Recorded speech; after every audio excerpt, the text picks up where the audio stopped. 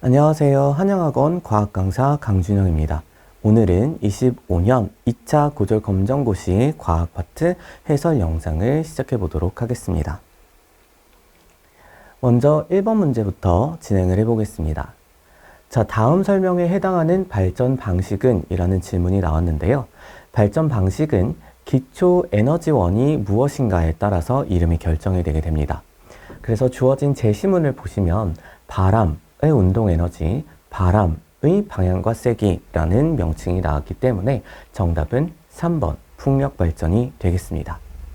1번에 있는 수력 발전의 경우에는 물의 위치 에너지, 이번에 조력 발전 같은 경우에는 지구와 달, 태양 사이의 중력에 의한 조력 에너지, 마지막으로 4번의 태양광 발전은 태양의 빛 에너지에 의해 진행되는 발전 방식입니다. 2번, 다음 설명에서 기억에 해당하는 것은? 을 물어봤습니다. 제시문을 보시면 코일과 자석이라는 두 가지의 기구가 나오게 됩니다. 코일과 자석을 사용해서 마지막에 전류가 유도되는 이라는 표현이 나왔기 때문에 해당 답안은 전자기 유도가 되겠습니다. 연료 전지와 태양 전지, 화학 전지는 전기 에너지를 서로 다른 형태로 저장해 놓은 건전지에 해당하기 때문에 전류를 발생시키는 근원적인 현상인 전자기 유도와는 정답과는 거리가 생기게 되겠죠. 3번입니다. 다음 설명에서 기억과 니은에 해당하는 것을 한번 찾아보겠습니다. 자, 고온 고압인 태양의 중심부, 고온과 고압인 태양의 중심부라는 표현이 나오면 여러분들은 바로 문단의 마지막 쪽에 있는 수소 핵융합 반응을 찾으셔야 합니다. 수소 핵융합 반응은 태양, 즉 주계열성의 중심부에서 약 1000만 켈빈의 온도 이상인 상태일 때 수소 원자핵 4개가 결합하여 헬륨 원자핵 하나, 그리고 질량이 결손되면서 에너지를 방출하는 현상입니다. 따라서 정답은 3번 수소 원자핵 4개가 융합하여 헬륨 원자핵 1개로 변환되는 이라는 문구가 들어가야 됩니다. 4번 문항은 많은 분들이 어려워하시는 계산 문제가 되겠는데요. 열기관에서 고열원 100줄의 열에너지를 공급하고 20줄의 일을 하고 80줄의 열에너지를 방출한다 라고 되어 있습니다. 그러면 여러분들이 열 효율을 계산하기 위해서는 공식을 알고 계셔야 되는데요. 열 효율은 1에 사용된 에너지를 공급받은 에너지로 나눈 후에 100을 곱해서 100분율로 표시해 주어야 합니다. 따라서 문제에 제시된 조건을 따라 보면 고열원에서 100줄의 열에너지를 공급받았기 때문에 분모에는 100, 1로 사용된 친구는 20이기 때문에 100분의 20 곱하기 100 해서 열 효율 20%가 나오게 되겠죠. 따라서 정답은 1번이 되겠습니다.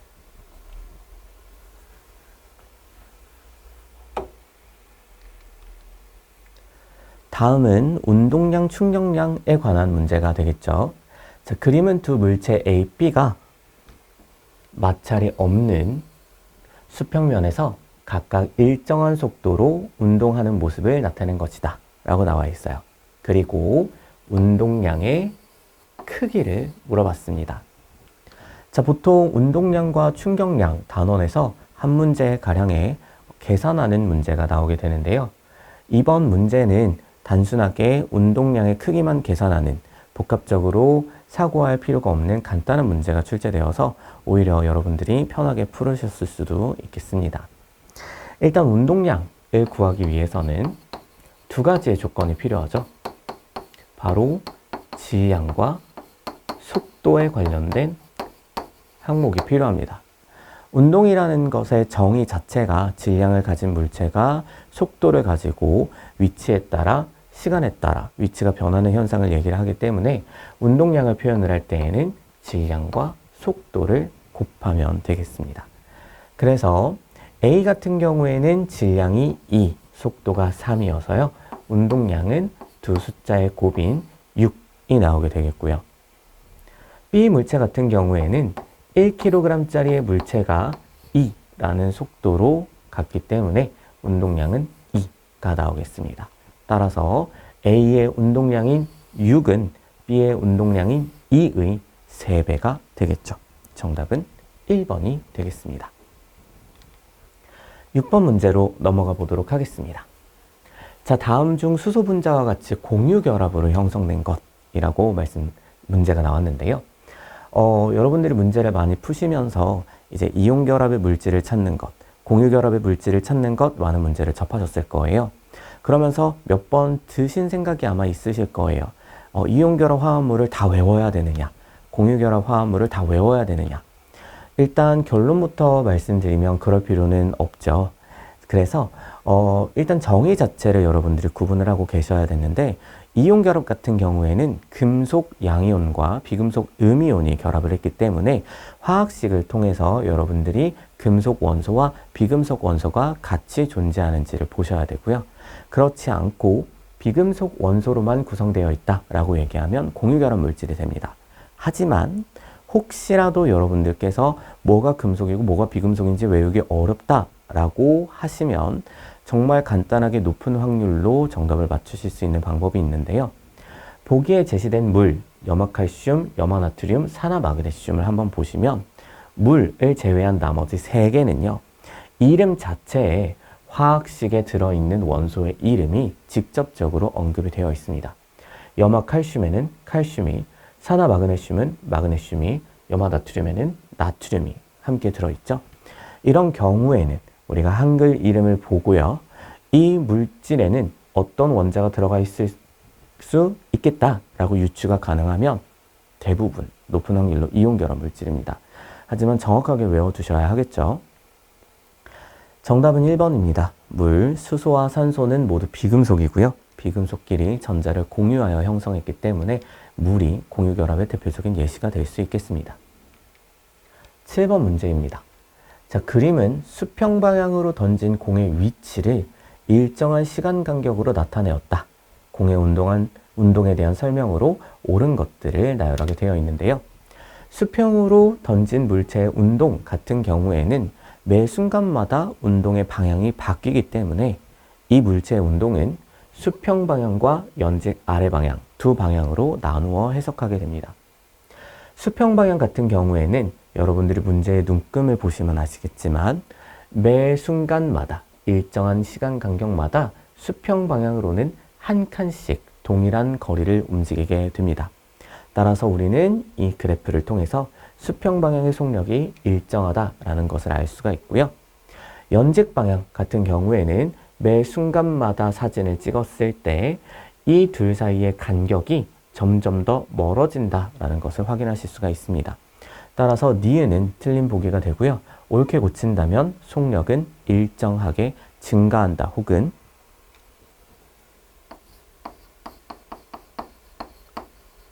가속도가 일정하다라는 표현으로 고쳐주시면 되겠습니다. 연직 아래 방향으로 중력이 작용하냐? 예, 맞는 말이죠. 그리고 한 가지 더 말씀을 드리면 수평 방향으로는 힘이 존재하지 않습니다.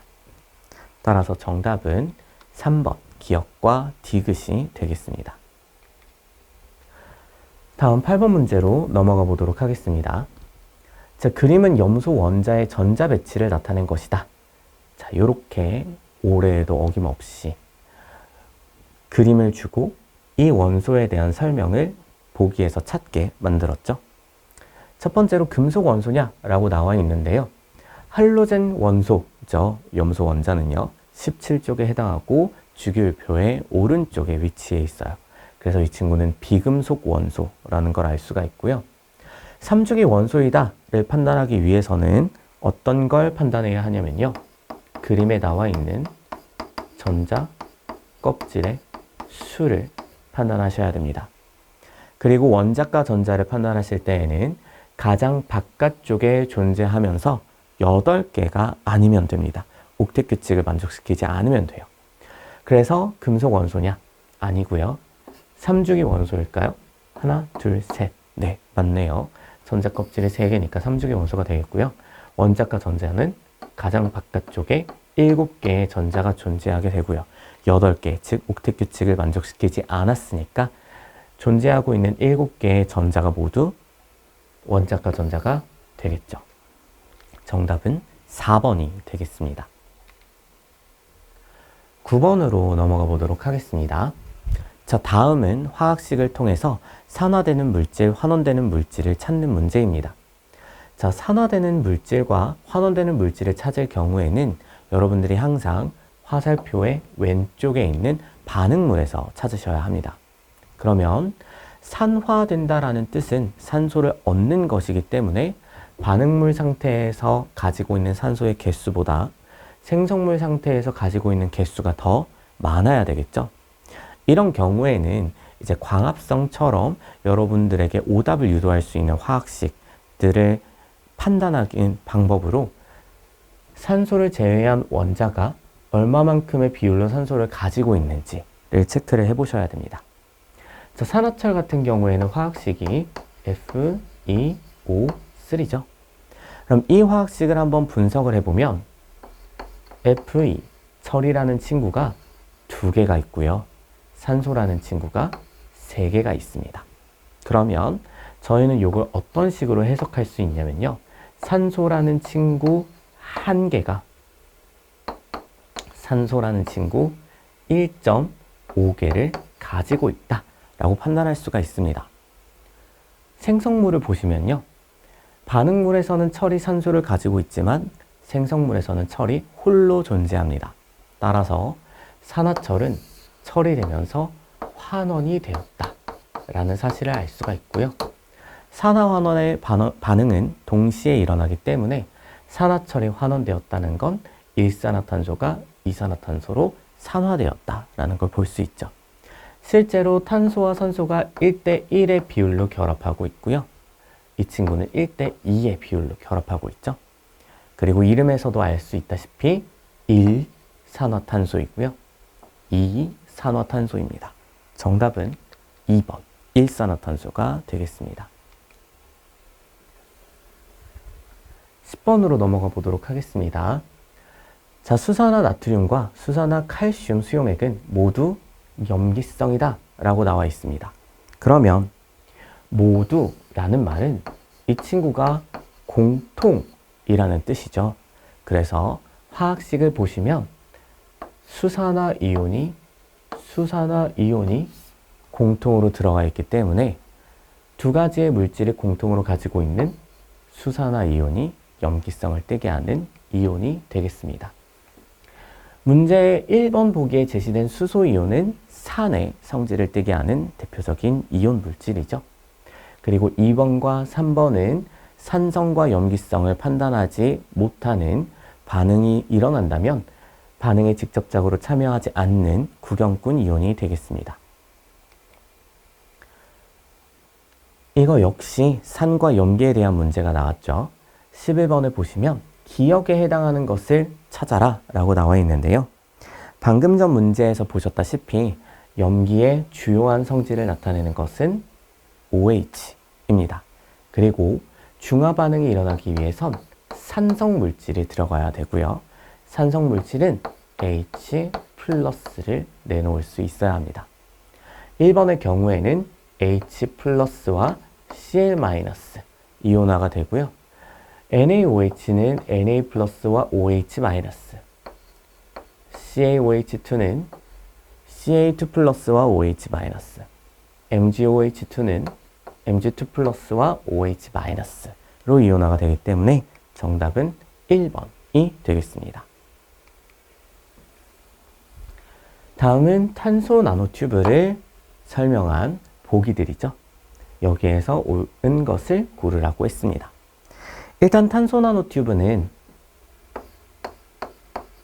그래핀을 원통형으로 말아놓은 구조이죠.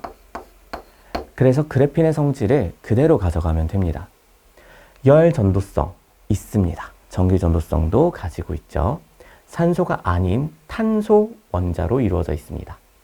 구성 원자들이 정사면체 구조를 이루는 게 아니라 일단은 육각형 구조를 이루고 있고요. 이 친구들이 원통형으로 말려 있는 구조입니다. 그래서 정답은 3번이 되겠죠. 그래핀의 원통형, 튜브 형태로 구성이 되어 있습니다. 13번 역시 매년 단골로 나오는 문제입니다.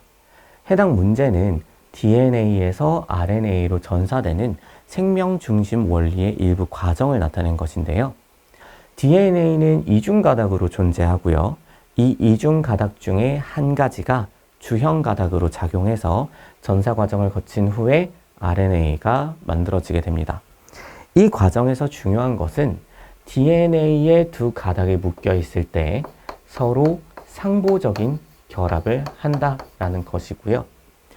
DNA에서 RNA로 전사되는 과정에는 DNA의 주형 가닥이 상보적인 대체 염기로 전사가 된다라는 것입니다. 그러면 아데닌이라는 친구는 타이민과 구아닌이라는 친구는 사이토신과 상보적인 결합을 하게 되고요. RNA 같은 경우에는 타이민이 없기 때문에 유라실이 사용되게 됩니다. 따라서 문제를 보시면 구아닌이 나오기 위해서는 사이토신의 상보적인 결합으로 전자가 되어야 됩니다. 따라서 주형 가닥은 첫 번째 가닥이 되겠고요. 기역이 전사되어 아데닌이 나왔다라는 것은 아데닌의 짝꿍인 타이민 또는 유라실이어야 하고요. DNA에 존재하기 때문에 정답은 타이민이 되겠습니다. 또한 니은 자리는요, 아데닌이 전사가 되는 부분인데요. 아데닌이 전사가 되면 타이민 또는 유라실이 되어야 됩니다. 상보적인 결합을 통해서 둘 중 하나가 되어야 되는데 RNA에는 유라실만 존재하게 되죠. 그래서 정답은 2번이 되겠습니다. DNA를 구성하는 염기의 종류와 RNA에 구성하는 염기의 종류를 명확히 판단할 수 있는가에 대한 문제였습니다. 다음은 DNA에 대한 설명으로 옳은 것을 보기에서 골라보겠습니다. 이중나선 구조 맞고요. 유전 정보를 저장하고요. 단위체는 뉴클레오타이드죠. 정답은 3번이 되겠습니다. 15번 보겠습니다. 세포막을 통한 물질의 이동이고요. 옳지 않은 설명을 찾으라고 나와 있습니다. 산소는 인지질 이중층을 통과한다. 그림에서 보시다시피 산소처럼 혹은 이산화탄소나 일산화질소 등등 입자의 크기가 작은 기체들은 세포막을 직접적으로 통과할 수 있습니다. 1번 보기 맞고요. 산소가 이동하는 현상은 확산이다. 네, 그렇습니다. 저희가 세포막을 통해서 이동할 수 있는 경우에는 세포막을 직접적으로 통과하거나 단백질을 거쳐서라도 이동할 수 있는 친구들은 물질의 이동이 자유롭기 때문에 고농도에서 저농도로 이동하는 물질이 이동하는 확산이 진행되게 됩니다. 산소 또한 세포막을 직접적으로 통과했기 때문에 확산이라는 원리를 사용하게 됩니다. 포도당의 경우에는 그림에서 보시다시피 단백질을 통해서 이동이 되고요. 포도당과 같은 물질들, 아미노산이나 또는 전하를 띠고 있는 물질들은 세포막을 직접적으로 통과하지 못합니다. 인지질 이중층을 직접적으로 통과하지 못하기 때문에 세포막의 또 다른 구성 성분인 단백질을 통과해서 들어오게 됩니다. 포도당 역시 단백질을 거쳐서 세포막을 통과해 들어왔기 때문에 확산에 따르게 되고요. 삼투의 경우에는 어떠한 물질들이 인지질로도 단백질로도 둘 중 어느 것이라도 통과하지 못할 경우에 용매인 물이 대시 이동해서 농도를 맞추는 현상을 삼투라고 얘기합니다. 따라서 정답은 4번이 되겠습니다. 16번 보시겠습니다. 생명체 내에서 촉매 역할을 하게 되고요. 활성화 에너지를 낮추어서 반응 속도를 빠르게 만들어주는 친구는 효소이죠. 정답은 2번이 되겠습니다. 다음은 어느 생태계에 대한 설명이다. 생태계에서 소비자를 물어봤는데요. 생명체의 먹이 사슬 또는 먹이 영양 단계에서 어떤 식으로 영양소를 얻는가에 따라서 생산자와 소비자와 분해자로 나누게 됩니다. 생산자의 경우에는 광합성을 통해서 영양을 얻게 되고요. 소비자의 경우에는 먹는 거죠. 섭식을 통해서 영양소를 얻게 됩니다. 분해자 같은 경우에는 생물의 사체나 배설물 등을 분해해서 영양소를 얻게 됩니다. 따라서 소비자라는 친구는 다른 생명체를 먹어야 되는 친구입니다.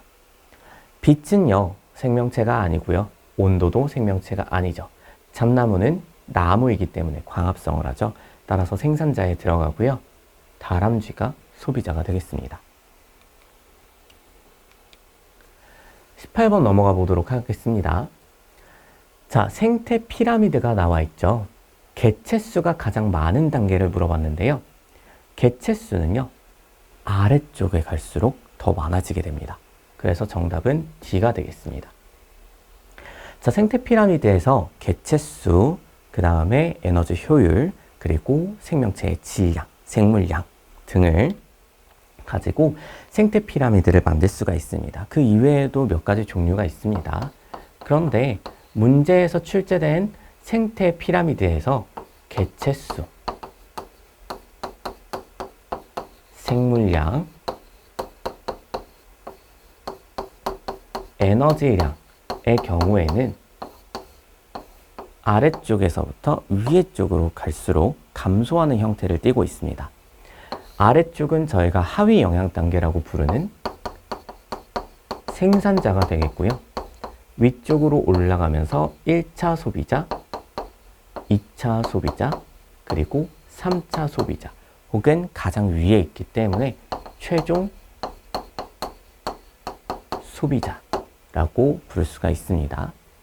그래서 가장 개체수가 많은 친구는 D, 생산자가 되겠죠. 19번 보시겠습니다. 다음 현상을 일으키는 지구 시스템의 주된 원인을 물어봤는데요. 대기와 물이 순환한다. 다양한 날씨 변화가 일어난다. 모두 태양에너지 때문입니다. 지구의 현상 그리고 생명체의 유지에 영향을 줄 수 있는 지구의 3대 에너지원은 조력에너지와 태양에너지와 지구 내부 에너지입니다. 그중 가장 큰 파트 99.99%를 차지하고 있는 친구가 태양에너지, 그 다음이 지구 내부 에너지, 그 친구의 절반이 조력에너지입니다. 이 세 개는 지구에서 발생하는 현상과 생명체가 생명 활동을 유지할 수 있는 원동력이 되는 에너지원인데요. 이 친구들은 각기 다른 에너지로 전환이 가능합니다. 예를 들어 태양에너지가 화학에너지로 전환이 가능하고요. 화학에너지가 열에너지로 전환이 가능합니다. 하지만 주의해야 하실 포인트는 이 세 가지는 서로 전환이 불가능하다는 겁니다. 태양에너지가 지구 내부 에너지로 전환될 수 없습니다.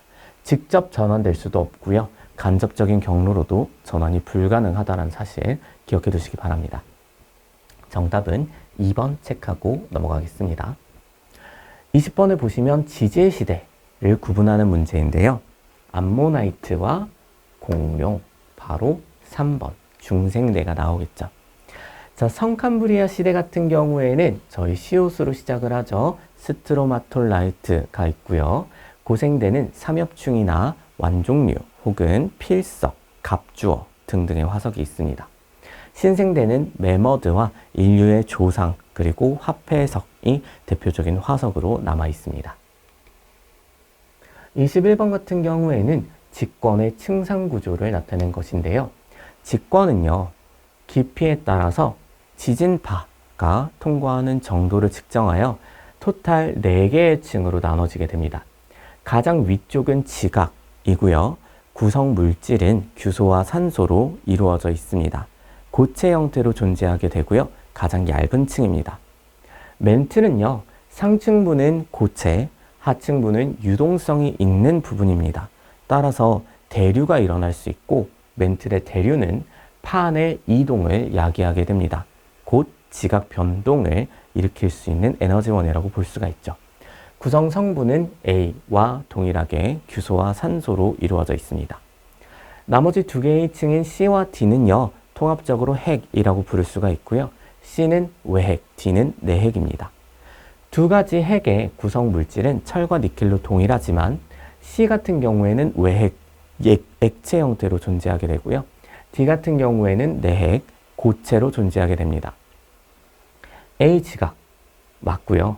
B는 대부분 반유동성을 가지고 있습니다. 그리고 C는 직권의 전체 부피를 차지하냐라고 나와 있는데요. 지구 전체의 부피를 차지하는 건, 대부분을 차지하는 것은 B입니다. 그리고 대류로 인해 판이 이동하는 건 역시 B고요. C 역시 액체이기 때문에 대류가 가능합니다. 이 친구는 지구자기장을 형성하게 되는데요. 시험 문제에서 언급되는 빈도는 굉장히 낮습니다. 22번 보도록 하겠습니다. 수권의 해수는 수온의 연직 분포에 따라 총 3개의 층으로 구성이 되게 되죠. 가장 위쪽은 태양에너지와 바람이 영향을 주는 혼합층, 그 아래에 있는 층은 태양에너지만 영향을 받는 수온약층, 가장 아래쪽에는 그 어떤 영향도 받지 않는 심해층으로 구성이 되어 있습니다. 가장 위쪽에 있는 혼합층은 이름과 동일하게 바람에 의해서 혼합이 되는 층입니다. 따라서 문제에서 물어보는 바람에 의해 잘 혼합되는 층은요, 바로 2번 혼합층이 되겠죠. 수온약층 같은 경우에는 위쪽 부분은 태양에너지가 잘 도달하고요, 아래쪽으로 갈수록 도달하는 양이 줄어들기 때문에 아래쪽으로 내려갈수록 수온이 약해지게 됩니다. 더 내려가게 되죠. 심해층은 그 어떤 영향도 받지 않기 때문에 가장 아래쪽에 화산활동이 일어난 경우를 제외한다면 항상 0에서 4도로 일정하게 낮은 온도를 유지하고 있습니다. 23번은 판의 경계에 대한 문제입니다. 서로 다른 판이 멀어지거나 가까워지지 않고 서로 반대 방향으로 스쳐가듯 이동하기 때문에 우리는 이 친구를 보존형 경계라고 얘기를 하고요. 대표적인 예시로 산안드레아스 단층이 있습니다. 혹은 케인 단층이라는 친구도 개념서에 나왔습니다. 산안드레아스 단층이 대표적인 예시이고요. 단층. 정답은 3번이 되겠죠. 해구 같은 경우에는 수렴형 경계에서 나오는, 해령 같은 경우에는 발산형 경계에서 나오는, 4번 습곡산맥의 경우에는 대륙과 대륙의 충돌형 경계 또는 대륙과 해양판의 섭입형 경계에서 나오는 습곡산맥이 되겠습니다. 24번은 지질시대에 총 5번의 대멸종을 표시한 그림입니다. 가장 큰 규모의 멸종이 일어난 시기는 그래프가 가장 직접적으로 떨어진 C가 되겠죠. C는 3차 대멸종으로 고생대에서 중생대로 넘어가는 부분인데요. 초대륙 판게아 형성이 가장 대표적인 원인으로 알려져 있습니다. 25번을 보시면 이상기후에 대한 설명이 나오죠. 자연적인 원인과 인위적인 원인이 있습니다. 그리고 건조한 기후가 지속이 되고요. 토지가 황폐해지기 때문에 사막화가 되겠죠. 그리고 니은은요, 영향을 주는 요인이 무역풍이잖아요. 그렇기 때문에 엘니뇨가 되어야 합니다. 정답은 4번입니다. 혹시라도 문제에 엘니뇨와 라니냐가 동시에 나오게 된다면 여러분은 무역풍 다음에 이 친구가 약해지는지 또는 강해지는지에 대한 정보를 보셔야 합니다. 엘니뇨 같은 경우에는 무역풍이 약해지는 케이스고요. 만약에 무역풍이 강해지게 된다면 라니냐가 발생하게 됩니다. 따라서 문제의 정답을 정확하게 구분해 보시고요. 정답은 4번이 되겠습니다. 자, 오늘 준비한 해설 영상은 여기까지입니다. 25년 2차 고졸 시험 치르시느라 고생 많으셨고요. 원하는 결과가 나오지 않았더라도 낙심하지 마시고 또 한 번의 기회를 놓치지 않으시기 바랍니다. 감사합니다.